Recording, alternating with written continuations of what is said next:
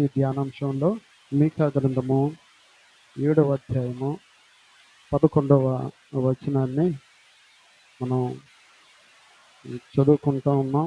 నీ గోడలు మరలా కట్టించు దినము వచ్చుచున్నది, అప్పుడు నీ సరిహద్దు విశాలపరచబడును. ప్రారంభంలో అయితే దేవదూతల ద్వారా మనుషులకును దేవునికి మధ్యవర్తులుగా దేవదూతలను ఏర్పాటు చేసుకున్నటువంటి వాడు తొలినాళ్ళు. తదుపరి ఆయా ప్రవక్తలను ఏర్పాటు చేసుకుని దేవుని యొక్క హృదయ తలంపు ఆ ప్రవక్తల నోట హృదయంలో ఉంచి మనుషులకు చేరవేసేటువంటి పరికరాలుగా సాధనాలుగా ఉన్నటువంటి వారు ఈ ప్రవక్తలు అనబడేటువంటి వారు. దేవుని యొక్క గ్రంథంలో ఉన్నటువంటి ఈ మీకా అనేటువంటి ఈ ప్రవక్త యెషయా, ఆమోసు అనబడేటువంటి వారు క్రీస్తు పూర్వం 700-800 శతాబ్దముల వంటి వారు, ఆ దశాబ్దాలకు చెందినటువంటి వారు. క్రీస్తుకు పూర్వం ప్రభు అంటా ఉన్నాడు, దేవుడు అంటా ఉన్నాడు మీకా ప్రవక్త ద్వారా యూదా ఇశ్రాయేలీయుల ప్రజలైనటువంటి వారితో ఏ రీతిగా ఒక నిరీక్షణ ఆధారం కలిగజేసేటువంటి వారు. మధ్యాహ్న కాల సమయంలో మనందరితో కూడా ప్రభువు మాట్లాడేటువంటిది ఏంటో తెలుసా? నీ గోడలు మరలా కట్టబోతా ఉన్నాయి. గోడలు కట్టాలంటే ఏముండాలండి? ఇటుకలు. గోడలు ఏముంటాయి? ఇటుకలు ఉంటాయి. ఇటుకు పెరిస్తేనే గోడ తయారయ్యేటువంటిది. కనుక ఒక్కొక్క విశ్వాసి కలిస్తేనే ఒక గోడగా, ఒక సంఘముగా, ఒక మందిర వ్యవస్థగా ప్రభువే తన చిత్తానుసారంగా ఆయన ఏర్పాటు చేసుకునేటువంటి వారు. దేవుని యొద్దకు వచ్చేటువంటి వారు అనేకులు ఆయా దినాల్లో ప్రభువారు దగ్గరకు వచ్చేటువంటి వారు రొట్టెల కొరకు వస్తూ ఉండేటువంటి వారు, కొంతమంది స్వస్థతల కొరకు వచ్చేటువంటి వారు. అయితే ప్రభు అంటూ ఉన్నాడు రొట్టెల కొరకు స్వస్థతల కొరకు కాదు సుమా, అవి మీరు పొంది ఉన్నామని మీరు ఎరుగుర్రా. అవన్నీ కూడా మీకు ఏం అవసరమో అవన్నీ కూడా నేను మీకు అనుగ్రహించేటువంటి వాడు. మొదట ఏం చేయాలి అంటే ఆయన నీతిని, రాజ్యమును వెతకాలి అంటూ ప్రభు సెలవిస్తూ ఉన్నాడు. కనుక ప్రవక్త అయినటువంటి మీకా ద్వారా ఆయన ఏం మాట్లాడుతూ ఉన్నాడు మనతో అంటే, నీ గోడలు ఏమంటా ఉన్నాడు? నీ గోడలు మరలా కట్టు దినము వచ్చుచున్నది, అప్పుడు నీ సరిహద్దులు విశాలపరచబడతాయి. Hallelujah, hallelujah. The building of your wall built again and extended far అంటూ ఉన్నాడు. ఆయన విశాలపరిచేటువంటి వాడు. మనకు కొంత ఆశీర్వాదం కావాలి అని మనం ప్రార్థన చేస్తే ఆయన విశాలమైనటువంటి తన బాహుబల హస్తము చొప్పున అనేకమైనటువంటి దీవెనలు అనుగ్రహించేటువంటి వాడు. కనుక కుటుంబ జీవితం ఏ రీతిగా ఉంది, ప్రార్థన జీవితం ఏ రీతిగా ఉంది, వ్యక్తిగతమైనటువంటి మన బ్రతుకులు ఎలా ఉన్నప్పటికీ కూడా దేవుడు ఒక నిరీక్షణకు ఆధారంగా ఆయన మనతో మాట్లాడుతూ ఉన్నాడు. ప్రార్థన తగ్గిపోయిందేమో, నీ ప్రార్థనను మరలా రెట్టింపు దీవెనను మీకు అనుగ్రహించేటువంటి వాడు. నీ కుటుంబ పరిస్థితి చిన్న భిన్నంగా ఉందా, వాటిని తిరిగి నేను కట్టేటువంటి వాడు. అంతంత మాత్రంగా అననుకూలమైనటువంటి స్థితిలో ఉన్నటువంటి నీ యొక్క స్థితిని విశాలపరిచేటువంటి వాడను అని దేవుడు మధ్యాహ్న కాల సమయంలో ఒక నిరీక్షణకు ఆధారమైనటువంటి రీతిలో ఆయన ఒక దీవెనను మనకు ఆయన అనుగ్రహిస్తూ ఉన్నాడు. హల్లెలూయా. కనుక యెషయా గ్రంథంలో కూడా చక్కని మాటలు మాట్లాడుతూ ఉన్నాడు. 54వ అధ్యాయంలో 11వ వచనంలో ఏమంటా ఉన్నాడు? ప్రయాసపడి గాలివాన చేత కొట్టబడి ఆదరణ లేక ఉన్నదానా, నేను నీలాంజనములతో నీ కట్టడమును కట్టుదును. హల్లెలూయా. మనం సంపాదించుకుంటా ఉన్నాం, పనులు చేస్తూ ఉన్నాం, ఉద్యోగాలు చేస్తూ ఉన్నాం, కుటుంబాలను పోషించుకుంటా ఉన్నాం. అయినప్పటికీ కూడా కొన్ని కొన్ని సందర్భాల్లో దేవుని యొద్దకు వచ్చినప్పుడు మన ప్రార్థన ఏ రీతిగా ఉంటుందంటే, ఏంటి ప్రభువా ఎదుగు బొదుగు లేనటువంటి పరిస్థితి ఏంటి,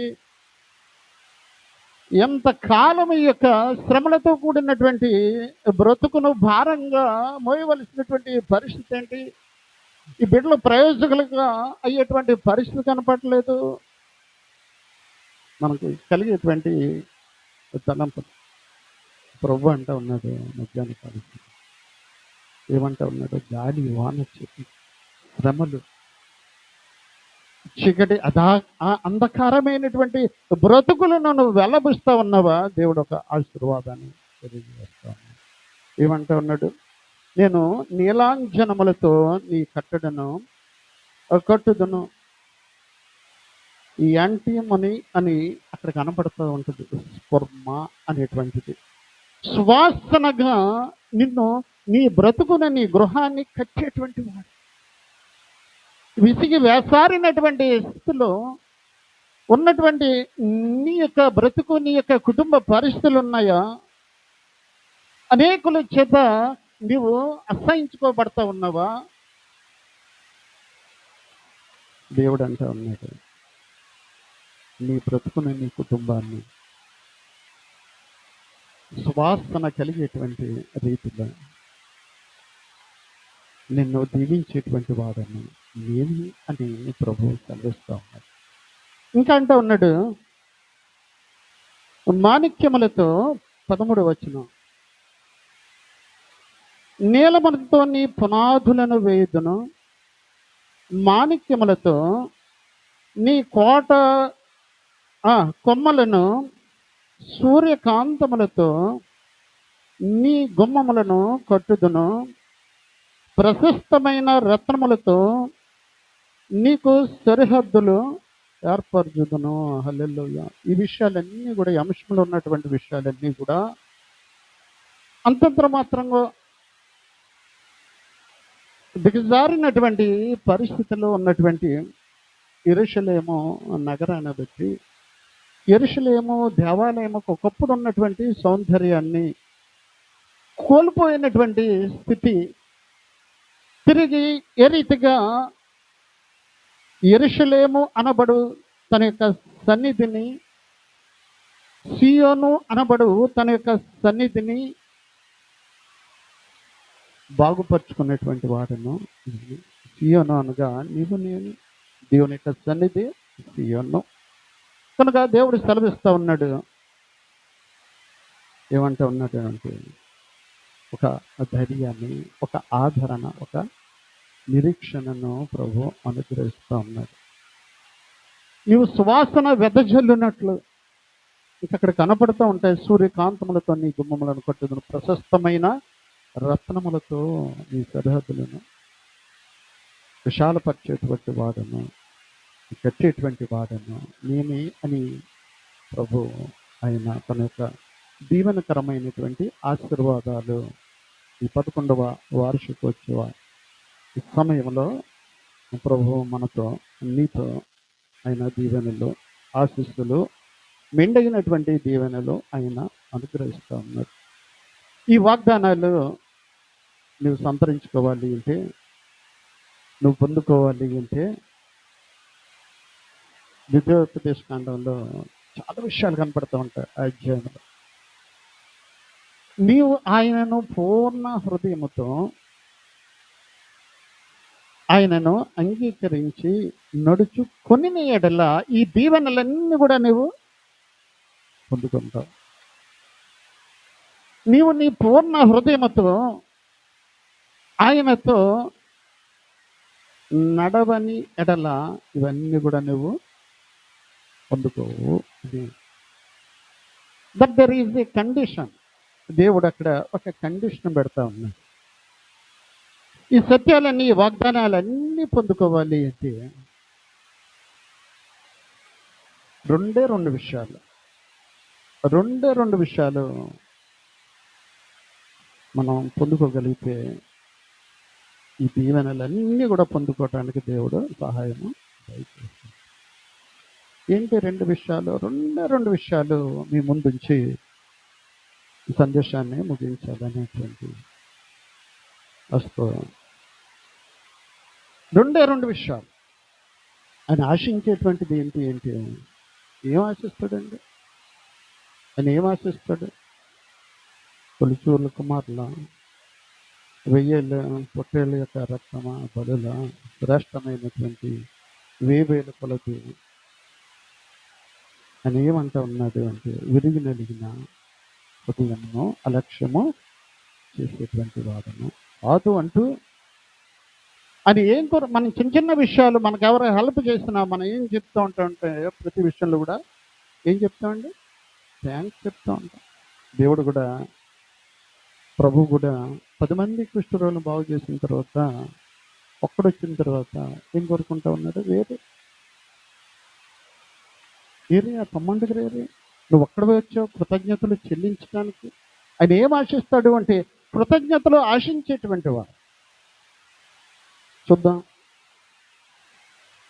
కొలస్సీలకు రాసినటువంటి పత్రిక 2వ అధ్యాయం 7వ వచనం. 2 విషయాలు ఆయన మన ముందు ఉంచుతూ ఉన్నాడు. కొలస్సీలకు రాసినటువంటి పత్రిక 2వ అధ్యాయం 7వ వచనం. కావున మీరు ప్రభువైన క్రీస్తు యేసును అంగీకరించిన విధముగా ఆయన యందు వేరు పారిన వారై ఇంటి వలె కట్టబడుచు, మీరు నేర్చుకున్న ప్రకారముగా విశ్వాసమందు స్థిరపరచబడుచు, ఆ కృతజ్ఞతాస్తుతులు చెల్లించుటయందు విస్తరించుచు ఆయన యందుండి నడుచుకొనడి. హల్లెలూయా, హల్లెలూయా చెప్తాము. హల్లెలూయా, హల్లెలూయా. ఏం చెల్లించట్లో విస్తరించాలట? ఏం చెల్లించట్లో?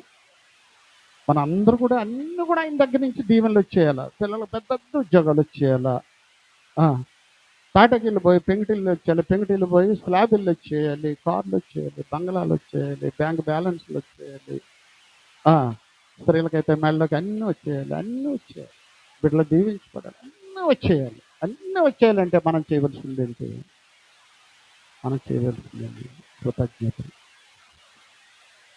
కృతజ్ఞతలు చెల్లించట్లు ఎలా ఉండాలి అని అపొస్తలుడు పౌలు గారు చదివిస్తూ ఉన్నారు. మీరు ప్రభు అయినటువంటి క్రీస్తు యేసును అంగీకరించిన విధముగా ఆయన ఏం చేయాలట? వేరు పారాలి. మొట్టమొదటిగా వేరు పారాలి, రెండవది ఇంటి వల్ల కట్టబడాలి, మూడవదిగా వాక్యం నేర్చుకున్నటువంటి ప్రకారంగా విశ్వాసంలో ఏం చేయాలట? స్థిరంగా ఉండాలి, నాలుగవదిగా ఏం చేయాలి? కృతజ్ఞతలు చెల్లించులు విస్తరించాలి, ఆయన యందుండి నడుచుకోవాలి. ప్రార్థనా సహవాసాలతో విశ్వాసంతో ఆయన యందుండి విస్తరించబడాలి. హల్లెలూయా, హల్లెలూయా. ఎలా విస్తరించబడతాం? దేవునితో సహవాసం, ఉదయకాల సమయ ప్రార్థన, రాత్రి కుటుంబ ప్రార్థన ద్వారా, దేవుని యొక్క సంఘంలో సహవాసం ద్వారా, దేవుని యొక్క వాక్యం వినుడి ద్వారా, చదవడం ద్వారా, సాక్ష్యాలు చెప్పడం ద్వారా, పాటలు, ప్రార్థన, సహవాసాల ద్వారా మనం ఏం చేస్తామంటే దినదినము కూడా ఏం చేయబడుతూ ఉంటాం? విస్తరించబడటం ఆయన ఇష్టపడేటువంటి. ప్రభుకి ఏం సెలవు ఇవ్వాలి? ప్రభుకి ఏం చెల్లించాలి అంటే ఏం చెల్లించాలి? కృతజ్ఞతలు చెల్లించాలి. ఏమి ఇచ్చాడు నన్ను? నేను ఏం పొందుకున్నాను? నా కుటుంబం ఏం పొందుకుందని నేను ప్రభువును కృతజ్ఞతలు చెల్లించాలి. ఇది కుటుంబంలో పలానా వాళ్ళని నేను నష్టపరుచుకున్నాను, ఈ వ్యాపారంలో నష్టపోయాను, నా జీవితం అంతంత మాత్రమే. నేను ఏ రీతిగా ప్రభుకు కృతజ్ఞతలు చెల్లించాలి అనేటువంటి సమస్యలు గుండా వెళ్ళేటువంటి విశ్వాస జీవితంలో కూడా సందేహాలు రాకుండా ఉంటాయా? వస్తాయి. కానీ కానీ ఆకాశ పక్షులైతేనేమి, ఫలాలైతేనేమి అన్నీ కూడా దేవుని ఏం చేస్తా ఉన్నాయంటే స్తుతిస్తా ఉన్నాయి. లెక్కించలేని స్తోత్రములు దేవా ఎల్లప్పుడూ నే పాడగా, లెక్కించలేని స్తోత్రములు దేవా ఎల్లప్పుడూ నే పాడగా. ఎంతవరకు నా బ్రతుకుల్లో ఎంత భూమి ఆకాశంలో ఉన్నటువంటి సర్వము, సముద్రంలో ఉన్నటువంటి మత్స్యాలు, జలరాశులు ఉన్నటువంటి అన్ని కూడా దేవుని ఏం చేస్తూ ఉన్నాయట, స్తుతిస్తూ ఉన్నాయి. కానీ దేవుని కొరకు ఎన్నిక చేయబడి ఏర్పాటు చేయబడినటువంటి మనుష్యులు మాత్రం ప్రభువును వెంబడించడానికి, ప్రభు సహవాసం ఉండటానికి నిర్లక్ష్యంగా ఉన్నటువంటి రీతిలో ఆయన అంతే ఉన్నాడు. ఏమంటా అన్నాడు తెలుసా? అవన్నీ స్తుతించినా సరే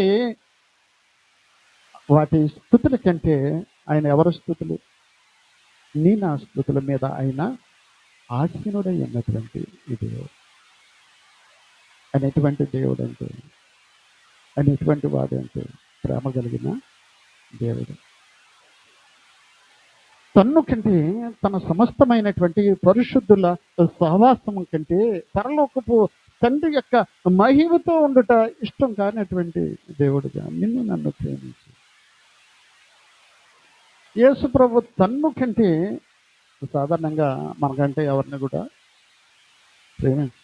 ఒకవేళ ప్రేమిస్తే ఇంట్లో వాళ్ళని అదేనా పెద్దగా ప్రేమిస్తున్నట్టు కనపడుతూ ఉంటాం కదా, ఆ ప్రేమలో దగామోసం కూడా ఉన్నటువంటి పరిస్థితులు కూడా మనం చూస్తూ ఉంటాం.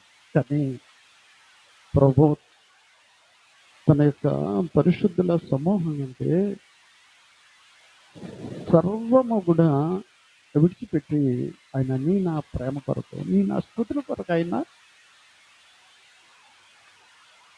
తను దాసుని స్వరూపము ధరించుకున్నటువంటి వాడుగా, తిట్టుడుగా మన మధ్యకు వచ్చినటువంటి కన్న తండ్రి, అగాపే ప్రేమ కలిగినటువంటి పరిశుద్ధుడైనటువంటి దేవుడు అంటూ ఉన్నాడు. నువ్వు అనుకుంటూ ఉండొచ్చు, ఏం జరిగిపోయిందని, ఏం సంబరం చేసుకోవాలి, నేను ఏం సంతోషించాలి, చాలా కాలంగా ఆయనను నమ్ముకున్నాను, వెంబడిస్తూ ఉన్నాను, సహవాసంలో ఉన్నాను, ఉపవాస ప్రార్థనలో ఉన్నాను, ప్రార్థన చేసుకుంటా ఉన్నాను, వాక్యం చదువుతూ ఉన్నాను, అయినప్పుడు కూడా నా బ్రతుకు నేను దేని కొరకు ప్రభువును కృతజ్ఞతలు చెల్లించాను. ఆయన అంటూ ఉన్నాడు, ఏమంటా ఉన్నాడు, ఆయన మనలను పుట్టించను, మనము ఆయన మీపడి గొర్రెలము అనేటువంటి సత్యాన్ని మనం చదువుతూ ఉన్నాం కానీ అవేంటో విషయాలు మనకి ఏమి కూడా అర్థం కానిటువంటి పరిస్థితుల్లో మనం ఉంటాం. 100వ కీర్తనలో ఉంటాడు ఆయనే మనను పుట్టించను, మనము ఆయన వారము, మనము ఆయన ప్రజలము, ఆయన మేపు గొర్రెలము. హల్లెలూయా. నువ్వెవరో తెలుసా? నువ్వు ఆయన సొత్తు. నువ్వెవరు సొత్తు అంటే, నీ తల్లిదండ్రుల సొత్తు అయ్యి ఉండొచ్చు, నీ భర్త సొత్తు అయ్యి ఉండొచ్చు, నీ భార్య సొత్తు అవ్వచ్చు, బిడ్డలు నీ సొత్తు అవ్వచ్చు. కానీ బిడ్డలను కూడా అంటే ఉన్నాడు, బిడ్డల పక్షంగా కూడా అంటే ఉన్నాడు, నీవు నీ తల్లి గర్భమున పడకమునుకే రూపించుకున్నటువంటి వాడును నేనే అంటే ఉన్నాడు. కనుక చిన్న బిడ్డలు ఎలాగ ఆయన సొత్తు, ఆయన ఎలాగ రూపించుకున్నాడు, నిన్ను నన్ను కూడా ఆయన సొత్తుగా రూపించుకున్నటువంటి వాడు. కనుక దేని కొరకు కృతజ్ఞతలు చెల్లించాలి? 2 విషయాలు అనుకున్నాం కదా. మొట్టమొదటిగా కృతజ్ఞతలు చెల్లించాలి. రెండో విషయం ఏంటో మనం ముందు కొనసాగుదాం. కనుక దేని కొరకు అంటే, నీకు ఇచ్చినటువంటి ఆరోగ్యం, మనం ఎంతసేపు కూడా ఇతరులను ఏం చేసుకుంటూ ఉన్నాం, వాళ్ళంత స్థాయిలోకి వెళ్ళిపోయారు, నా స్థితి, నా స్థాయి ఇంతే. ఎప్పుడు కూడా పోల్చిపోతాం. కంపారిజన్.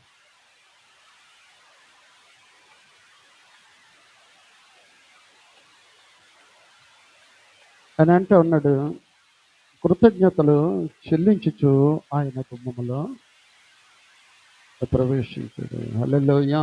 ఆయన యొక్క సన్నిధిలోనికి వచ్చినప్పుడు నువ్వేం జ్ఞాపకం చేసుకోవాలి? ప్రార్థన చేసుకునే ముందు, సహవాసంలో వచ్చే ముందు, వాక్యం చదువుకునేటువంటి ముందు ఏం చేసుకుంటావు? ప్రభువా, మునుపు దూరస్తులైనటువంటి నన్ను సమీపస్తులుగా చేసుకున్నటువంటి వాడువు నీవే కదా ప్రభు అని దేవునికి ఏం చేయాలి? కృతజ్ఞతలు. ఈ లోకంలోనికి ఏమీ తీసుకొని రాలేదు, ఏమీ కూడా తీసుకొని పోవము. కాగా అన్న వస్త్రములు గలవై దేవుని యందు సంతోషించేటువంటి వారుగా ఉండుట అది శ్రేష్టము అంటూ అపోస్తలుడు పౌలు గారు చదివిస్తూ ఉన్నారు. కనుక ఆయన అంటూ ఉన్నాడు, ఆకాశం మహాకాశం సమస్తమును కూడా దేవునిని కృతజ్ఞతలు చెల్లిస్తూ ఉన్నాయి. కానీ ఆయన ఎవరి స్తుతుల మీద ఆసీనుడై ఉన్నటువంటి వాడంటే ఈయన మన యొక్క స్తుతుల మీద, కృతజ్ఞతల మీద ఆసీనుడై ఉన్నటువంటి వాడు. కనుక ఒకప్పుడు దూరంగా ఉన్నటువంటి నీవు దేవునికి దగ్గరగా, సమీపస్తురాలుగా, ఆయన దేవుని యొక్క చేతులు సొత్తుగా నువ్వు మార్చబడినటువంటి నీవు ఎల్లప్పుడు కూడా దేంట్లో విస్తరించాలి? దేంట్లో విస్తరించాలి? వాక్యంలో, ప్రార్థనలో, సహవాసం. మనం ఏంటి మన మట్టుకు మనం ఈ సంవత్సరం కంటే నెక్స్ట్ ఇంకా బెటర్గా ఉండాలి. ఆర్థికంగా అన్ని స్థాయిల్లోనూ కూడా హెచ్చుగా ఉండాలి. మంచిదే. కానీ ఆయన అంటూ ఉన్నాడు, నీ గోడలు మరలా కట్టించేటువంటి దినము వస్తూ ఉంది. నీ గృహం యొక్క అభివృద్ధి, వ్యక్తిగతమైనటువంటి స్థాయిని విశాలపరిచేటువంటి వాడును నేనే అంటూ ప్రభు వాగ్దానాన్ని సెలవిస్తూ ఉన్నది. అయితే నువ్వు చేయవలసింది ఏంటి అంటే, మొట్టమొదట కృతజ్ఞతలు చెల్లించట్లో విస్తరించాలి. రెండోదిగా ఏంటో తెలుసా? ఆత్మ విషయాలను అపేక్షించాలి.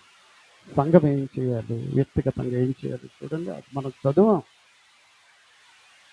వాక్యభాగంలో 1 కొరింథీయులకు అపోస్తలుడు పౌలు గారు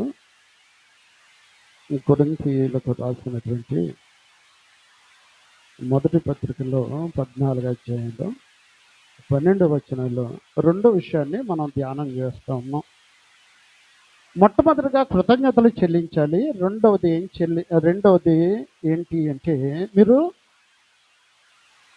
14:12 మీరు ఏంటిట ఆత్మ సంబంధమైన వరముల విషయమై ఆసక్తి కలగాలి. మొట్టమొదటిగా ఆయనకు కృతజ్ఞతలు చెల్లించట్లు విస్తరించాలి. రెండోది ఆసక్తి. దేంట్లో ఆసక్తి ఉండాలట? ఆత్మ విషయముల మీద. పాడుకున్నాం స్తుతి ఆరాధనలో. ఏం కావాలి? అభిషేకం కావాలి. ప్రార్థనా శక్తి నాకు కావాలయ్యా. పరలోకపు అభిషేకం. ఆత్మవరాలంటే పరలోకపు అభిషేకం. ఏం కోరుకోవాలి? మనం ఏం కోరుకుంటా అంటే ఎంచేపు కూడా నాకు నాకు నాకు మాకు నాకు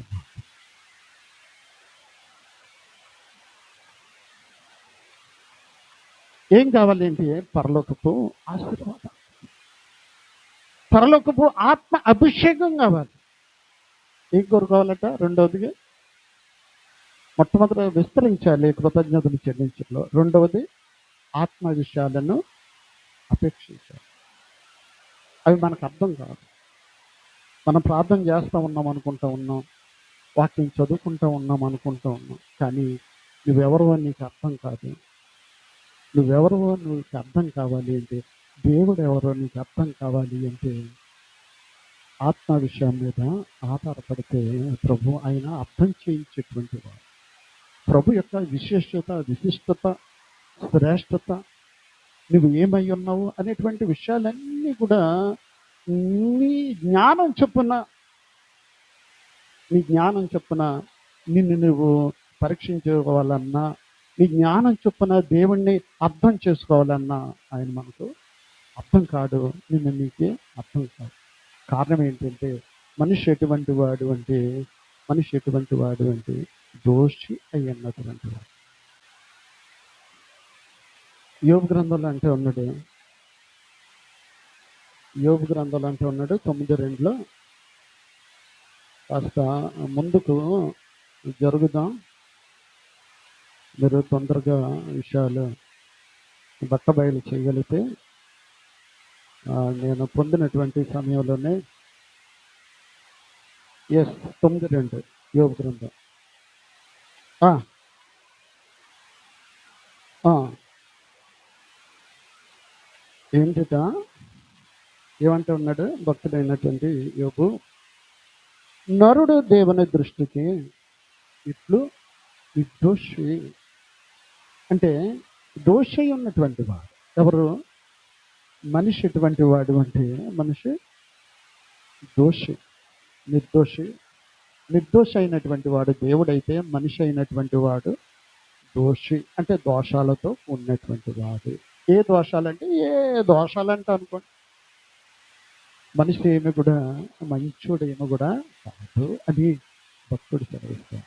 ఆదికాండలో 6వ అధ్యాయంలో 5వ వచనాల్లో దేవుడే విషయాలను బలపరుస్తూ ఉన్నాడు. ఏమంటా ఉన్నాడు? ఆ నరుల చెడుతనము భూమి మీద గొప్పదనియు వారి హృదయము ఏంటంట ఊహంతయు ఎల్లప్పుడూ చెడ్డదట. హల్లెలూయా. తాను భూమి మీద నరులను చేసినందుకు యెహోవా సంతాపము నొంది తన హృదయములో నొచ్చుకొనెను. హల్లెలూయా. దేవుడు చూస్తూ ఉంటుంటే మనిషి ఏ రీతిగా కనపడతా ఉన్నాడు అంటే, మనిషి ఆలోచించేటువంటి ఆ ఆలోచన అయితేనేమి, ఊహ అయితేనేమి, తలంపు అయితేనేమి, ఉద్దేశాలు అయితేనేమి, ప్లానింగ్ అయితేనేమి, అన్నీ కూడా యోబు ఏమంటూ ఉన్నాడు? దేవుడు ఏమైతే అంటూ ఉన్నాడు? భక్తుడైనటువంటి ప్రవక్త అయినటువంటి యథార్థపరుడై ఉన్నటువంటి వాడు భూమి మీద అందరికంటే ఎవరు యథార్థవంతుడని ఒక స్టేట్మెంట్ ఇచ్చాడు దేవుడు యోబును గూర్చి. యోబును గూర్చి దేవుడు ఒక స్టేట్మెంట్ ఇచ్చాడు. ఏంటి? భూమి మీద ఉన్నటువంటి అందరిలో కూడా మొట్టమొదటి అధ్యాయంలో కనపడతా ఉంది, మొదటి 4 వచనాల్లో కూడా భూమి మీద ఉన్నటువంటి మనుషులందరిలో కూడా ఎటువంటి వాడు? యథార్థపరుడని దేవుడు స్టేట్మెంట్ ఇస్తా ఉంటుంటే భక్తుడు ఏమంటా ఉన్నాడు తెలుసా? భూమి మీద ఏ ఒక్క మనుషుడు కూడా ఏమంటా ఉన్నాడు? సిన్లెస్ కాదు, పరిశుద్ధుడు కాదు. నువ్వు ఇచ్చిన స్టేట్మెంట్ను కూడా, దేవుడు ఇచ్చినటువంటి స్టేట్మెంట్ని కూడా భక్తుడు ఏమంటా ఉన్నాడు అంటే I am also along with all the human beings. సమస్త మానవులలో నేను కూడా ఒక మానవుణ్ణి, నేను కూడా దోషిని. ఈ దోష అయినటువంటి మనిషి, అవిధేయుడైనటువంటి మనిషి ఆత్మవరాలు పొందుకోవటం సాధ్యమా? సాధ్యం కానీ కాదు. మరొక మాట చూద్దాం, 11-12 యోబు గ్రంథంలోనే. 11-12 యోబు గ్రంథంలోనే. అయితే అడవి గాడిద పిల్ల నరుడై పుట్టిన నాటికి కానీ బుద్ధిహీనుడు ఏమర్థమవుతా ఉందండి? నీ జ్ఞానం చొప్పున ప్రభుని చూడాలంటే అయ్యే పని కాదు. నీ జ్ఞానం చొప్పున ఆత్మ వరాల అభిషేకం పొందాలంటే మన వల్ల అనే కాదు. కారణం ఏంటి అంటే జ్ఞానహీనుడైనటువంటి వాడు మానవుడు. జ్ఞానహీనుడైనటువంటి వాడు, ఆ దోష అయి ఉన్నటువంటి వాడు ఊహల, ఉద్దేశాలు, తలంపులు, ప్లానింగ్ సమస్యలు కూడా సరైనటువంటి వాడు కానటువంటి ఈ మనిషిలోనికి ఆత్మ అభిషేకం దిగి రావాలి అంటే నువ్వేంటో you must think about yourself. నిన్ను నువ్వేం చేసుకోవాలి అంటే నువ్వేమై ఉన్నావో నీకు కూడా అర్థం కాదు. దాంట్లో ప్రతి వరకు కూడా అర్థం కాదు. ఆయన ఎవరు అర్థం కాదు. పాటలు పాడతాం, ప్రార్థన చేస్తాం, అన్నీ చేస్తూ ఉంటాం. కానీ ఆత్మ అభిషేకం పొందుకోవాలంటే నువ్వేమై ఉన్నావో దాన్ని బట్టి ఆయన అభిషేకం ఇస్తాం. శుద్ధుడగుటకు స్త్రీకి పుట్టినటువంటి వాడు ఏపాటి వాడు అంట. భక్తుడు ఎంత ఉంటాడు, నా తల్లి గర్భంలో ఏమండి పాపములో నా తల్లి నన్ను అన్నది కనుక నేను శుద్ధుడను కాను అంటూ భక్తుడు ఏం చేస్తూ ఉన్నాడు, తను తాను తగ్గించుకుంటూ ఉన్నాడు. దేవుని జ్ఞానంపై ఆధారపడతా ఉన్నాడు. తన జ్ఞానం చొప్పున కానీ తన సింహాసనం మీద ఆధారపడినటువంటి వాడు కాదు. తన సంపద మీద, తన యొక్క సైన్య సంపద మీద, తనకు కలిగినటువంటి సమృద్ధి అయినటువంటి స్థితిని బట్టి ఆయన మాట్లాడలేదు. కానీ ఏమంటా ఉన్నాడు, అదే మూడులో అంటాడు. అన్ని పశ్చాత్తాపంకు ఉన్నది. తను ఏం చేసుకుంటా ఉన్నాడు, తన స్థితి ఏంటో తను తాను గ్రహించుకుంటూ ఉన్నాడు. దేవుని మహిమపరుస్తాం. ఇక్కడ అంటూ ఉన్నాడు భక్తుడు, అయితే అడవి గాడిద పిల్ల ఏమంటూ ఉన్నాడు, అడవి గాడిద పిల్ల అయినా సరే తన యొక్క స్వరూపాన్ని మనిషిలాగా మార్చుకునేటువంటి అవకాశాలు ఉన్నాయేమో. ఈలోక జ్ఞానము నువ్వెంత చదువుకున్నా, ఎంత కలిగి ఉన్నా, ఆత్మీయమైనటువంటి జ్ఞానం లేకపోతే ఈలోక జ్ఞానము దేవుని దృష్టికి ఎట్టడం ఏమండి వెర్రితనము. రెండోది మురుగుడ్లు స్టవ్ దగ్గర మీరు వాడేది. కనుక నీ జ్ఞానం చొప్పున ఆత్మవరాలు, ఆత్మాభిషేకాన్ని పొందుకోవడానికి అవకాశమే లేదు. కానీ చూసారా, అడవి గాడిద పిల్ల తన యొక్క స్వరూపాన్ని మనిషిలాగా మార్చుకోవచ్చేమో. అవుద్దా?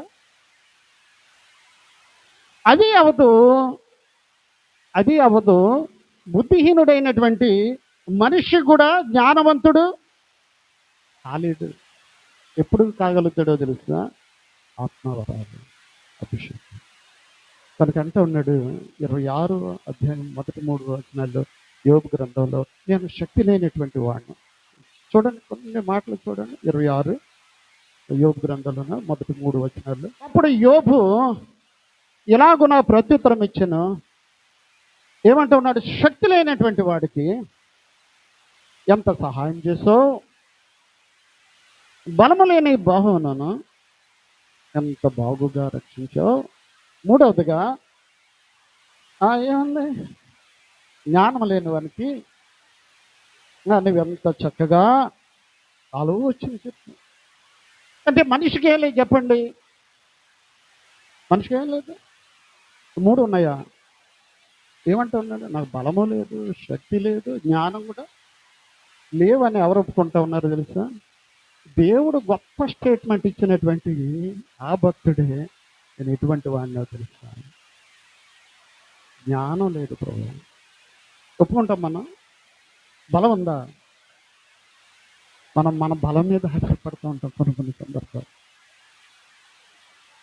జెరుబ్బాబెలుతో భక్తుడు అంటూ ఉన్నాడు, దేవుడు అంటూ ఉన్నాడు, శక్తి చేతను బలము చేతను కాదు కానీ ఏమంటూ ఉన్నాడు, దేవుని యొక్క కృప అంటూ ఉన్నాడు. శక్తి చేతను బలము చేతను కాదు, ఇది నా ఆత్మ చేతనే కార్యాలు జరిగేటువంటి, ఆత్మచేత కార్యాలు పొందుకోవటానికి దేవుడు సహాయం చేస్తాడు. కనుక ప్రభువును వెంబడించేటువంటి నీవు మొట్టమొదటిగా కృతజ్ఞతలు చెల్లించాలి. రెండవదిగా ఆత్మ విషయాలను అపేక్షించాలి అంటే మరలా you should be think about your self that I am a zero. ఏమనుకోవాలి అంటే నేను ఏమీ కాదు ప్రభా, నేను ఏమై ఉన్నాను. భక్తుడు అంటూ ఉన్నాడు, నేను ఏమై ఉన్నానో అది నీ కృప.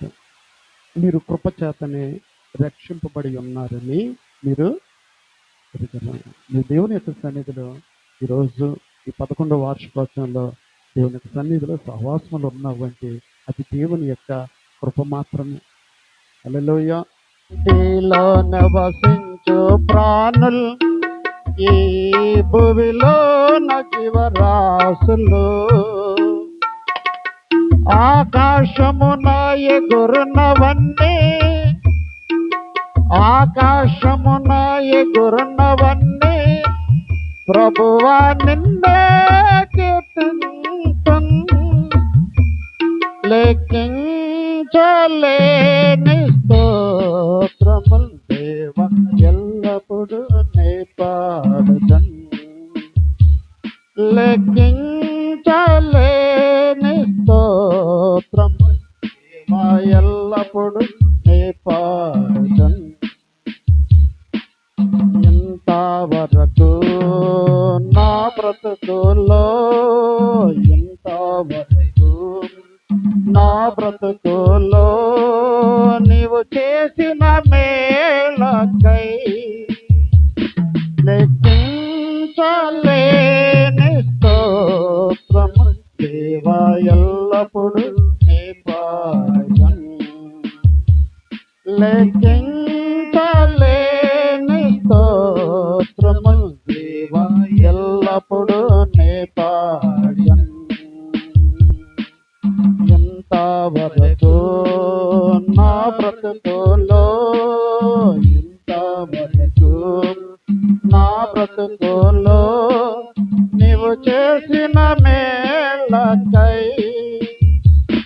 లెక్కించలేని స్తోత్రములు దేవా ఎల్లప్పుడూ నే పాడెదన్. ఎంతవరకు అండి?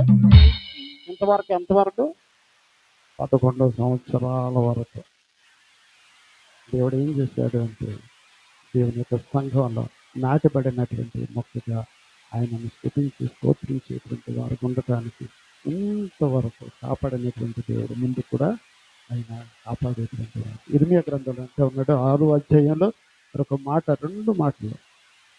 ఇర్మియా గ్రంథం 6:17 వచనంలో, 6:17 మిమ్మల్ని కాపు కాయుటకు నేను కావలి వారిని ఉంచి ఉన్నాను, ఆలకించుడి. వారు చేయు బోరధ్వని వినపడతా ఉంది. దేవునికి మహిమ కలుగును గాక. దేవుడు అంటే ఉన్నాడు మిమ్మల్ని కాపు కాయటాన్ని. దేవుడు ఎవరిని పెట్టారండి? అయ్యా సుందరయ్య గారిని ఏం చేశారు? దేవుడు మిమ్మల్ని అందరినీ కాపు కాయటానికి దేవుడు ఏం చేశాడు? ఏర్పాటు చేస్తున్నాడు. అంతేకాకుండా వారి బోరధ్వని ఏమంటా ఉన్నాడు? వారు చేయు బోరధ్వని, సంఘపరంగా మీరు చేసేటువంటి ప్రార్థన విజ్ఞాపనలని ఆలోచించేటువంటి, నేను ఏర్పాటు చేసుకున్నటువంటి నా సేవకుని యొక్క ధ్వని నాకు వినపడతా ఉంది ఆకాశానికి. సంఘం మీద ఉన్నటువంటి భారము, బాధ్యత, శ్రమ అనక, అలక్ష్యం అనక, నిర్లక్ష్యం అనక నా కుమారుడు చేయు బోరధ్వని, హృదయ వేదన, అక్రమణ, సంఘపరమైనటువంటి. ఒక ఆదివారం రాగలేకపోవచ్చు, కానీ దృష్టంతా ఎక్కడ ఉంటుందండి? ఎక్కడ ఉంటుంది? అయ్యారికి ఎక్కడ ఉంటుందండి? కాకినాడలో ఉన్న మందిరంలో ఎవరు ఉంటారు? విశ్వాసం ఉంటారు. మీ కొరకు నా కుమారుడు చేసేటువంటి విజ్ఞాపన నాకు వినపడతా ఉంది అంటే ఉన్నాడు. హల్లెలూయా. ఆమోస్ గ్రంథం చూద్దాం, ఆఖరు మాట. ఆ సమయం ముగింపులోనికి వచ్చింది. ఆమోస్ గ్రంథము 9వ అధ్యాయము 9-11. పడిపోయిన దావీదు గుడారమును ఆ దినమున నేను లేవనెత్తి దాని గోడను బాగు చేసి దాని పోయిన చోట్లను బాగు చేసేటువంటి వాడను నేను. అండ్ గోడలో ఇటుక ఎప్పుడైతే కూడా తన యొక్క శక్తి కోల్పోతూ ఉందో, గోడ కూడా ఏమవుతూ ఉంటుంది? పగుళ్ళు, బీట్లు వచ్చేటువంటి స్థితి కనపడుతూ ఉంటుంది. కనుక నలిగిపోయేటువంటి స్థితిలో ఉన్నవా, విసుగి వేసారినటువంటి స్థితిలో ఉన్నవా, వేదనకరమైనటువంటి దుఃఖకరమైనటువంటి స్థితిలో ఉన్నవా, నిన్ను కట్టేటువంటి వాడను నేను, నీ కుటుంబాన్ని కట్టేటువంటి వాడు నేను, సంఘాన్ని కట్టేటువంటి వాడను నేనే. హల్లెలూయా, హల్లెలూయా. నీ గోడలు మరలా కట్టించు దినము వచ్చుచున్నది, అప్పుడు నీ సరిహద్దు విశాలపరిచేటువంటి వాడు. నీకేం కావాలో ఆకాశ పక్షులు చూడు, విత్తవు వడకు కొట్లలో కూర్చుకున్నాను, అది నేను వాటిని నేను పోషించలేదు. వాటికంటే మీరు శ్రేష్ఠులు కాదా? నీ ఆలోచన యావత్తును ఆయన మీద ప్రభు అంతా ఉన్నది. నిన్ను విశాలపరిచేటువంటి వాడు, నీకు రావాల్సినటువంటి దీవెనలు అనుగ్రహించేటువంటి వాడు, నీ స్థితిని బాగు చేసి చక్కదిద్దేటువంటి వాడని నేను అట్టి దీవెన జరగచ్చిన మనకల్లా అనుగ్రహింపబడి నడిపింపబడుతున్న